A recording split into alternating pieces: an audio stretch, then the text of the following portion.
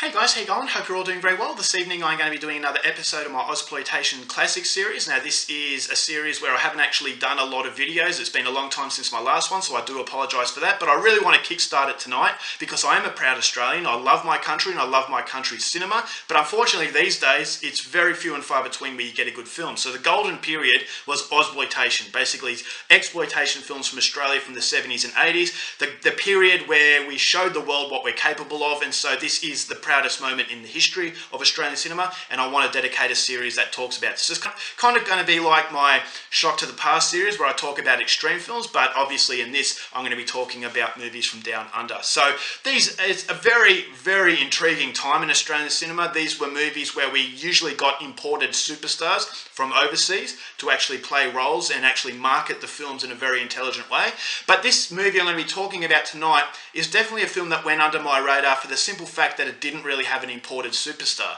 And so you can, it's very easy to actually not notice this movie. It's very easy to let this movie slip by. And so this is a film ultimately that has been praised by the likes of Quentin Tarantino. He says it's one of his favourite films, and you've also got numerous other people comparing this to The Shining in a similar atmosphere. So that's a huge compliment. And when you've got people like Quentin Tarantino praising a film, it's very strange that this movie didn't get more recognition than some of the more recognised Ozploitation films. And so this is a film from 1982 directed by Tony Williams, and this film is called Next of Kin. So Next of Kin, it does share a lot of comparisons with The Shining, and I can understand why it's been compared to that. And I will say that it does hold its own. Although it is compared to The Shining, I still think it produces a shadow of its own, so it's not just a copycat. So basically this is a film where a woman goes to an elderly nursing home. Her mother has just died. She's reading the mother's diary, and she starts to suspect that very strange things are happening within this nursing home and that she might be in danger. And so that's ultimately where the comparison is. You've got the hotel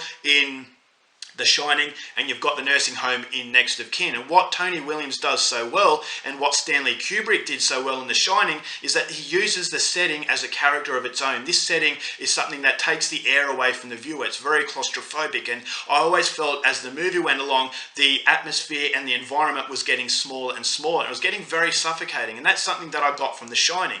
And it takes a very good filmmaker to be able to do this, to actually use the setting as a character. And I think Next of Kin does it so well, is because as the movie goes along, I felt as though her world and her safety net was getting smaller and smaller, and you don't quite know what the fear is and what the dangerous presence is, but you know it's around the corner. So there is a strong sense of an invisible net that has been cast over the viewer and the main character, and it's just slowly getting more and more uncomfortable. And that's exactly what I got from The Shining, and that's why I can understand the comparisons that these two films have. As far as atmosphere is concerned, Next of Kin is one of the best Ozploitation films that you will see. I don't believe it is the best Ozploitation movie, but as far as crafting the Alfred Hitchcock and Roman Polanski mindset, I definitely think Tony Williams nails everything that makes a psychological horror film. It's also a nasty horror film, so you do have moments of violence that capitalise on the anticipation of the build-up. So I thought that was good. I thought the acting was good, and so everything ticks the right boxes. But the reason why this, as I said, doesn't get the recognition that films such as Road Games get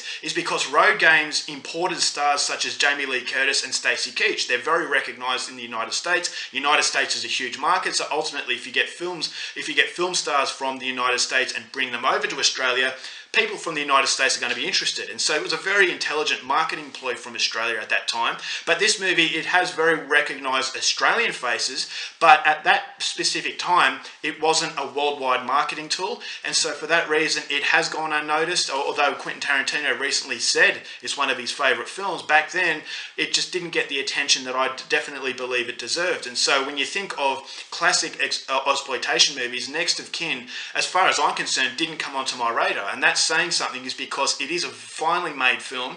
I thought the ending was quite decent. And I love the fact that the director is playing on your sense of security, is that I believe I knew where this movie was going. I believe I knew what was around the corner.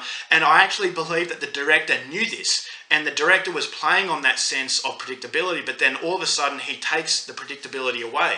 I thought I knew what kind of horror film this was going to be, but it does change its mood a little bit later. And I thought that was an added bonus, is that I wasn't expecting that. So the director is aware that the viewer knows what's going to happen, and he's playing on that. He's giving you that false sense of security, and that at the end he's saying surprise. And I thought the surprise was actually quite decent. There are times where you think as though, all right, there's a twist that doesn't really work, but I wouldn't say this is so much of a twist. It's just taking you in a direction that is opposite to the one that you believe you know where it's going. And so that is always very good to see, is that a movie is not just trying to be simplistic and it's just running basically the run-of-the-mill sort of experience where you know where it's going to finish. You kind of get the impression you know where it's going to finish, but you don't. And so I thought that was really well done, and it caps off a film that is not talked about as much as other Ozploitation films, but it's right up there with the very best of them. I wouldn't say it's the best, but atmospherically, I believe it's going to be very difficult to find a film that's any better. So Next of Kin is definitely right up there